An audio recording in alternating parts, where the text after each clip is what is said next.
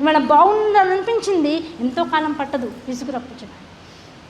కనుక ఏది శాశ్వతం కాదయ్యా ఈ జగత్తులో. మరి శాశ్వతమైనటువంటిది ఏమిటి? శివయోగం ఒక్కటే. ఆ శివయోగాన్ని పట్టుకునేటువంటి విధానాలు ఎన్ని రకాలుగా పట్టుకుంటావు అయ్యా? నిరంతరము కూడా కర్మ చేయి. ఆ కర్మలో ఏమేమి ఉంటాయి? పూజాదులు ఉంటాయి. ఆ పూజాదులతో పాటు నువ్వు చేసేటువంటి లౌకికమైనటువంటి రకరకాల వ్యాపారాలు ఉంటాయి. ఇవన్నీ చేస్తున్నావు అయ్యా. చేస్తున్నంతసేపు శివుడు అరగంట చేస్తామండి, 40 నిమిషాలు చేస్తామండి. తర్వాత ఆ 40 నిమిషాలు చేసిన తర్వాత ఆ కర్మాచరణ ద్వారా ఏదైతే చేసావో దాన్ని మననం చేయవయ్యా. మననం చేయమంటే ఇవాళ పొద్దున్న నేను శివుడికి ఇలా పూజ చేశాను, ఇవాళ పొద్దున్న నేను శివుడికి 3 బిల్వ దళాలు పెట్టాను, నేను 4 పెట్టాను, మన 100తో చేశాను. ఇది కాదు మననం చేయడం అంటే.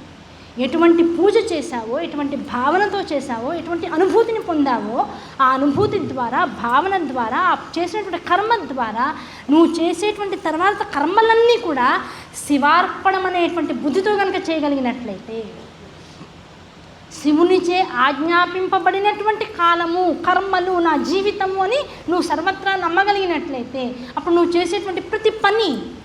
ఆఫీస్కి వెళ్ళాను, మా బాస్ అండి వాళ్ళ అబ్బబ్బబ్బా పొద్దున వెళ్ళినప్పటి నుంచి విసిగించేశాడండి నన్ను. అదితే అదితే అసలు మామూలుగా కూర్చొనివ్వలేదు. వాళ్ళ ఏమైనా గొడవ అయిందో ఏమిటో అని సరదాగా మనం జోకులు వేసుకుంటూ ఉంటాం. అలా జోకులు వేసుకుని నీకు ఇవ్వబడినటువంటి 24 గంటల్లో పొద్దున అరగంట పూజకి నిమిత్తం చేస్తావు, తర్వాత 2 గంటలు ఇంట్లో తయారై బయటికి రావడానికి ప్రత్యేకంగా నియమించుకున్నావు. వచ్చిన తర్వాత 8 గంటల పాటు ఏ కాలం అయితే నీకు శివ పర్యవేక్షణలో ఇవ్వబడిందో దాన్నంతటినీ చిట్ట చివరికి పూజ అంతా అయిపోయిన తర్వాత ఈ పూజ స్వామి తీసుకున్నాడో లేదో, నేను ఏమైనా తప్పులు చేశానో లేదో అనే ఒక భావన వల్ల ఏమవుతుంది?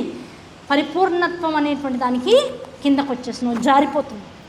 నేను చేసింది స్వీకరించేది భగవంతుడు.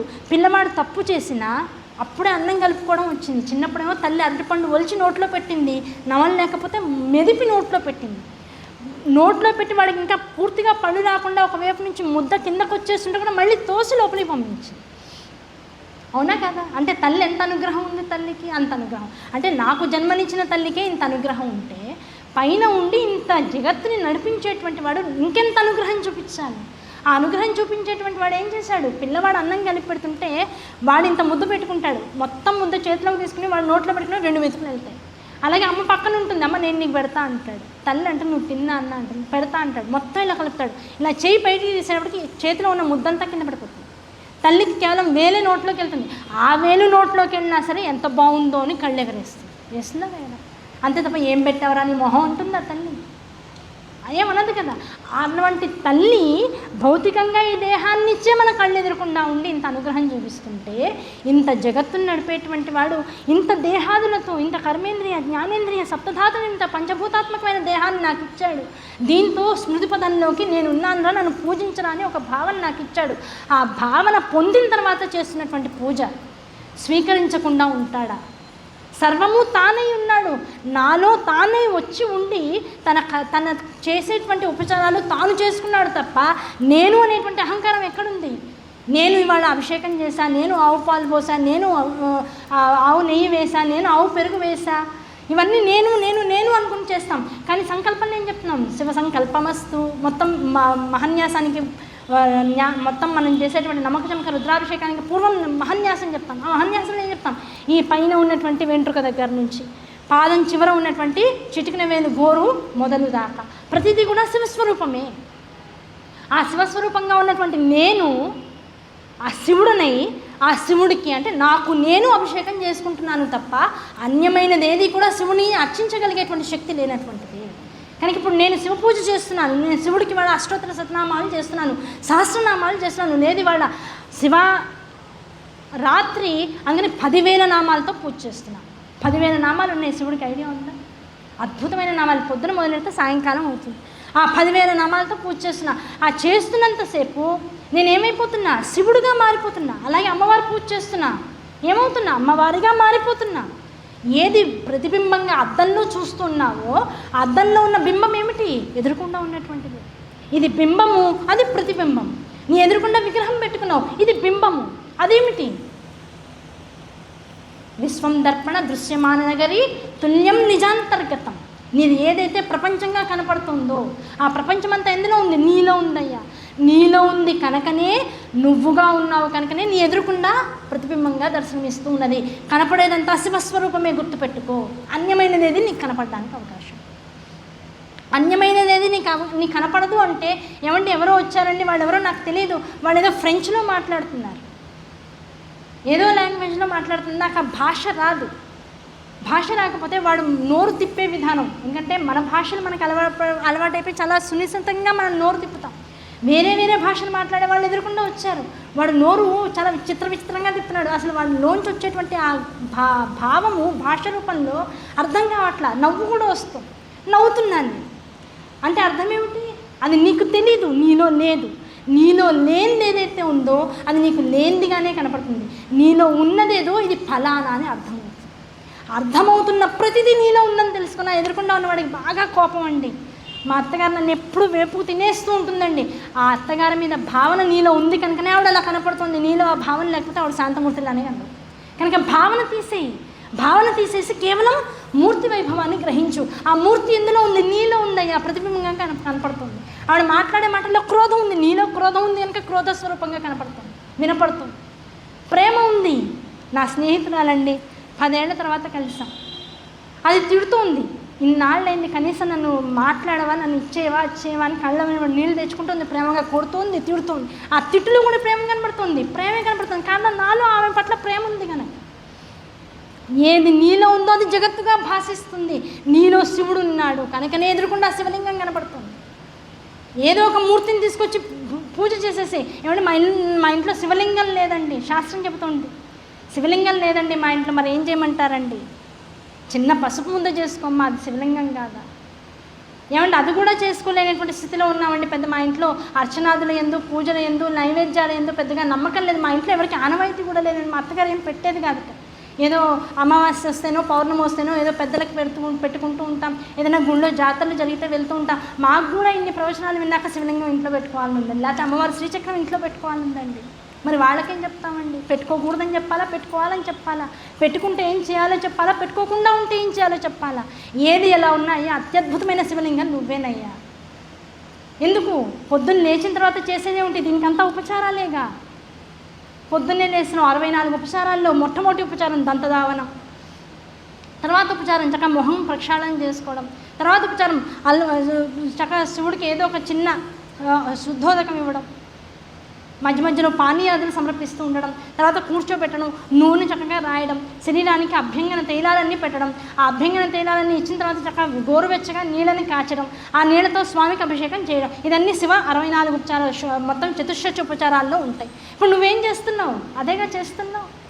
నేననే భావంతో చేస్తున్నంతసేపు నా స్నానం అయిందా, నా టైం అయిందా, నేను వంట వండాలా, ఇవాళ స్నానం చేయకుండా బ్రేక్ఫాస్టా, స్నానం చేశాక బ్రేక్ఫాస్టా, ముందు స్నానం చేసేసి ఎలాగ ఎండలు మండిపోతున్నాయి కనుక స్నానం చేయకుండా వంట చేసేసి ఏకంగా స్నానం చేసేస్తే ఫ్రెష్గా ఉండొచ్చు కదా వేసుకుని.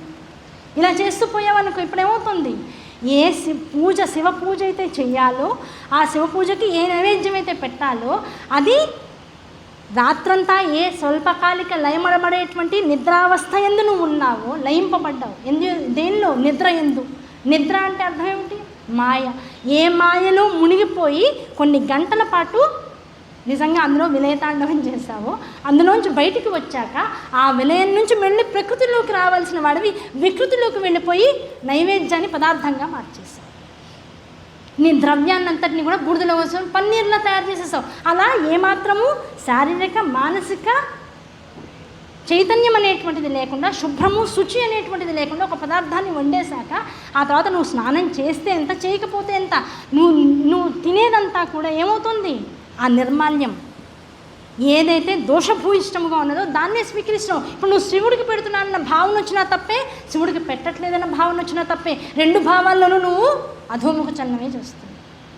అదే కాస్త స్నానం చేసావు, ఏమండి స్నానం చేద్దామని నియమం పెట్టుకున్నామండి, మీరు అంతగా తిడుతున్నారు కానీ 2 ఏళ్ల బట్టి అలాగే చేస్తున్నాం.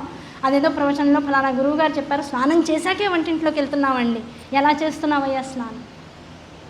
గబగబా టైం చూసుకుంటానండి, లేచేటప్పటికి 5ంటికి లేచినా ఏమిటో టైం అయిపోతుందండి, గబగబా స్టవ్ మీద పడేయాలి, టెన్షన్తో స్నానం చేసేస్తున్నానండి. ఆ టెన్షన్లోనే చెప్పేది ఏమిటయ్యా? నాదబిందు స్వరూపుడయ్యా పరమేశ్వరుడు. ఆ నాదబిందు కళాత్మకుడు అయినటువంటి వాడికి అభిషేకం చేస్తున్నాడనే ఆలోచన నీలోకి రావాలంటే శరీరన్యాసం చేసుకో, అదే అంగన్యాసం. విడిగా కూర్చుని గురుముఖత తీసుకుంటే ద్విజులైనటువంటి వాళ్ళు మాత్రమే చేయగలిగినటువంటి స్థాయిలో ఉంటారు. ఎందుకంటే ఆ మంత్రానికి నోరు తిరగాలి. అన్ని పదార్థాలు తినేవాడికి నోరు తిరగదు. ఆ నోట్లోంచి శుద్ధమైనటువంటి స్వరం బయటికి రావడానికి అవకాశం లేదు. మనస్సు దోషభూయిష్టంగా ఉండొచ్చు, బుద్ధి దోషభూయిష్టంగా ఉండొచ్చు, రకరకాల వికారాలు మనసులో ఉండొచ్చు. అందుకే అందరికీ అర్హత ఇవ్వలేదు. అర్హత ఇచ్చినవాడు ఆ దోషభూయిష్టమైనటువంటి దాంతో దేంతో చేసినా అంతటి పాపం వాడు అనుభవించాలి. నువ్వు చేయకపోతే ఏ పాపము నీకు రాదు. కనుక చేయకుండా ఉండు. చేయకుండా ఉన్నవాడికి మరి పుణ్యం ఎలా వస్తుంది? శివలింగార్చన అభిషేకం చేసినటువంటి ఫలితం ఎలా వస్తుంది? అయ్యా నీ శరీరమే మహాశివలింగం అయ్యా. ఆ శివలింగాన్ని నీటి కింద పెట్టు. ఆ నీటిలో గంగాదేవిని తలుచుకో. ఎందుకంటే శివుడికి అభిషేకం చేసేది ఎవరు? ముందు గంగే. నిత్యం ఆవిడ అభిషేకం చేస్తూనే ఉంటుంది. ఆ గంగాదేవిని తలుచుకో. ఆ గంగాదేవి ఎక్కడి నుంచి వస్తుంది? శిరస్సు నుంచి కింద పడుతుంది. నువ్వు నీళ్లు పోసుకుంటూ శివ శివ శివ శివ అనుకుని స్నానం చేయి. ఇప్పుడు శివాభిషేకం జరిగిందా జరగలేదా? ఎవరు చేస్తున్నాడు? శివుడు అయినటువంటి వాడు నీలో ఉండి శివుడుగా ఉన్నటువంటి ఈ దేహానికి గంగతో స్నానం చేయిస్తున్నాడు. ఇప్పుడు అభిషేకం అయిందా లేదా? ఇలా చేసావు. కొన్నాళ్ళు గడిచింది. ఇంకో ఉపన్యాసంలో ఎవరో చెప్పారు, అయ్యా అంగన్యాసం అని ఒకటి ఉంటుంది అయ్యా, దానికి మంత్రాలు ఉంటాయి. ఆ మంత్రం కాకుండా ఇంకో విషయం చెప్తా. శివుడి నుంచే మొత్తం సర్వమైనటువంటి వేదం బయటకు వచ్చింది. ఆ వేదానికంతటికి మూలం ఓంకారం. ఆ ఓంకారంలో ఉన్నటువంటి మొట్టమొదటి అక్షరం ఏమిటి? ఆకారాది క్షకారాంత పది. అవునా కదా? ఇవన్నీ పరమేశ్వరుల్లోంచి లోపలికి వచ్చాయి. నువ్వు స్నానం చేసిన తర్వాత ఇప్పుడు ఏదో శరీరాన్ని శుభ్రపరచుకోవడానికి ఓ సబ్బో సున్నిపిండో లేకపోతే తులసమ్మలో ఉన్నటువంటి మన్నో దేన్నో తీసుకుంటావు. నీకున్నటువంటి సంస్కారాన్ని బట్టి, నీకున్నటువంటి పెద్దలు ఇచ్చినటువంటి విధానాన్ని బట్టి. లేదు పసుపు తీసుకుంటావు. వాటిని తీసుకుని ఏం చేస్తావు? ప్రతి అవయవాన్ని నువ్వు రుద్దుకునేటప్పుడు నువ్వు చిన్నప్పుడు ఓ నమః శివాయ అని రాసుకుని అక్షరాభ్యాసం చేసుకున్నావు. ఆ అక్షరాభ్యాసమే అక్షరన్యాసం కింద మార్చుకోవయ్యా. ఇప్పుడు చిన్నప్పుడు అక్షరాలు చేత్తో దిద్ది ఆ అమ్మ అన్నావు, ఆ ఆవు అన్నావు, ఈ ఇల్లు అన్నావు, ఈగా అన్నావు. ఆ అమ్మ అనేటువంటి అమ్మ పాదాలు ఎవడైతే పట్టుకుంటాడో, అమ్మను ఎవరైతే ఆశ్రయిస్తాడో ఆవు ఐశ్వర్యానికి లోటు ఉండదయ్యా ఇంట్లో. ఆ ఆవు వల్లేమో, ఆ ఆవు అనేటువంటిది ఇంట్లో ఎలాంటిది? ఒక అద్భుతమైనటువంటి ఆర్థిక స్థితి. తర్వాత ఆ అమ్మ అనుగ్రహం వల్ల ఏమొస్తుంది? ఐశ్వర్యం ఇంట్లో ఆవు రూపంలో ఉంటుంది. తర్వాత భోగం వస్తుంది. ఈ ఇల్లు అంటున్నాం. ఆ ఇల్లు తర్వాత ఏమొస్తుంది? ఎప్పుడైతే భోగం ఉంది, దాంతోపాటుగా ఇంట్లో ఐశ్వర్యం ఉంది, తరగనటువంటి శుభ సౌభాగ్యాలు ఇంట్లో ఉన్నాయి. అమ్మ అనేటువంటి పదం ఎన్నాళ్ళు పిలుకుతామో అన్నాళ్ళు ఇంట్లో అనిర్వచనీయమైనటువంటి ఐశ్వర్యం దొర్లుతూ ఉంటుందట, పారుతూ ఉంటుందట, ప్రవహిస్తూ ఉంటుందట. అటువంటి ఐశ్వర్యం ఇంట్లో ఉంది అంటే నెక్స్ట్ అర్థం ఏమిటి? ఆ అమ్మ ద్వారా తెలుసుకోవాల్సింది ఈశ్వరుణ్ణే. కనుక అని చిన్నప్పుడు అక్షరాభ్యాసం చేసాం. ఇప్పుడు అక్షరన్యాసం చేయి. ఏమండి, అభ్యాసానికి న్యాసానికి తేడా తెలియట్లేదండి. మీరు చెప్పుకుంటూ పోతున్నారు. ఏ వీళ్ళైతే చిన్నప్పుడు బలపంతో మొత్తం ఒక చిన్న పలక మీద దిద్దుకున్నావో, ఆ దిద్దుకున్న వాటిని ఈ పలక మీద న్యాసం చేయవయ్యా. దీనికి బలపం అక్కర్లేదు. శరీరంలో ఉన్నటువంటి నీ కరచరణాదులు ఏవైతే ఉన్నాయి, కరములు, ఇందులో ఉన్నటువంటి 5 వేళ్ళు ఒక్కొక్కటి ఒక్కొక్క భూతానికి ప్రతీకగా నిలుస్తుంది. పంచభూతాత్మకమైనటువంటి దేహంలో ఈ పంచభూతాత్మక దేహంతో ఈ శరీరాన్ని కుడి పక్కన ఎడం పక్కన రుద్దుతున్నప్పుడు కుడి చేతిని వాడు, కుడి పక్కన రుద్దేటప్పుడు ఎడం చేతిని వాడు. ఈ వాడుతున్నంతసేపు ఆ నుంచి అమ్మహా దాకా చెయ్యి. ఏమంటే గుర్తులేదండి, చిన్నప్పుడు ఎప్పుడో చదువుకున్నామండి. బాత్రూంలో కూడా పెట్టుకోగలిగినటువంటి అద్భుతమైన స్తోత్రం ఏదైనా ఉందంటే అకారాది క్షకారాంత పర్యంతం ఉన్నటువంటి అక్షరమాల. ఆ అక్షరమాలని బాత్రూంలో పెట్టుకో. బాత్రూంలో పెట్టి దాన్ని న్యాసం చేసుకో. ఆ నుంచి అమ్మహా దాకా చదువు. ఏమంటే ఆ నుంచి అమ్మహా దాకా చదివితే అది మంత్రం కాదు కదండి. మరి నమ్మకంలో మొత్తం అంతా నమః నమః వస్తుంది కదండి. అంటే దాన్ని వెంటనే ప్రతిదానికి పక్కన పూర్ణత్వాన్ని ఇవ్వమయ్యా. ఒక్కడిని పట్టుకుంటే సంపూర్ణత్వం లేదు. ప్రతి అక్షరానికి ముందు పూర్ణత్వాన్ని జోడించు. పూర్ణత్వం అంటే ఏంటండి? మళ్ళీ పెద్ద డౌట్ వస్తుంది. నువ్వు విడిగా భోగానికి వాడుకుంటే శివుడు భోగేశ్వరుడుగా అనుగ్రహిస్తాడు. పూర్ణత్వం కోసం వాడుకుంటే పూర్ణేశ్వరుడు సదాశివుడుగా అనుగ్రహిస్తాడు. ఆ పూర్ణత్వమే ప్రతిదానికి పక్కన ఉండేటువంటి సున్నా. ఆ సున్నాని పెట్టుకుంటూ పో. ఆ ఏమైంది? అమ్మైంది. ఆ అమ్మకి ఏం చేయాలి? నమస్కరించాలి. ఆ అమ్మ ఎందులో ఉందో? నీ దేహంలో ఎన్ని వేల కోట్ల దేవతలు రంధ్రాలుగా ఉన్నారు. అన్ని వేల కోట్ల మందిని నువ్వు తెలుసుకోవడానికి జీవితం సరిపోదు. ఎన్ని జన్మలైనా సరిపోదు. అన్ని జన్మల్లో సరిపోనటువంటి ఆ విద్య కన్నా మొత్తం ఈ దేహమంతా లింగస్వరూపం అనేటువంటి ధ్యాసతో అం నమః, ఆం నమః, ఇం నమః, ఈం నమః అనుకుంటూ మొత్తం శరీరాన్నంతా కూడా న్యాసం చేసుకో. ఉట్టిగా ఒళ్ళు రుద్దేకు. నీళ్ళన్నీ బురదగుంటలోకి పోతున్నాయి. ఆ బురదగుంటలోకి పోయినటువంటి నీళ్ళని చూసి చూసి చూసి చూసి ప్రవోక్ అయినటువంటి యువత ఇప్పుడు ఏం చెప్తుంది, ఎందుకంటే ఆ శివలింగం మీద పాలు పోస్తారు, పరుగు పోస్తారు, లేని వాళ్ళకి ఇస్తే కడుపున్న నిండుతుంది అంటాడు. లేకపోవడం అనేటువంటిది వాడి ప్రారంధమయ్యా.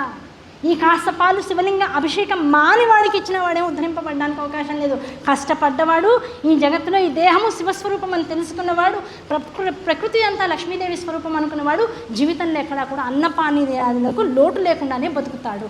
వాడికి లోటు వచ్చిందంటే ఇక్కడ ఎక్కడో వాడికి వికారం తలెత్తుందని అర్థం. ఆ వికారానికి తగ్గ మూల్యం చెల్లించుకుంటున్నాడు దారిద్ర్యంతో. ఆ దరిద్ర దేవత కూడా అమ్మవారి స్వరూపమే, గుర్తుపెట్టుకో. ప్రకృతి వికృతి విద్యాం సర్వభూత హితప్రదాం.